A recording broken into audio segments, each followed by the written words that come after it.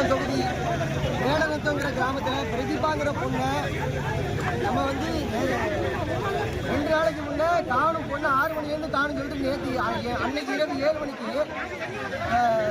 குளத்தூர் காவல் நிலையத்தில் போய் அவங்க பெற்றோர் வந்து புகார் கொடுத்தாங்க. அந்த புகாரை இது சிறுமி அது வந்து 18 வயது கீழே உள்ள சிறுமி நீங்கள் மகளிர் காவல் நிலையத்துக்கு போகணும் அப்படின்னு சொல்லி புகாரை மாற்றி விடும்போது அவங்க ராத்திக்குளத்துக்கு போகிறாங்க. அந்த அம்மா என்ன சொல்கிறாங்கன்னா உங்கள் இப்போ நேற்று நின்றா ஓசூரில் 2 வயசு பொண்ணு ரேப் பண்ணியிருக்காங்க, செங்கல்பட்டில் 16 வயசு பொண்ணு ரேப் பண்ணியிருக்காங்க. அந்த நோக்கத்தில் காவல்துறை விசாரிக்கல.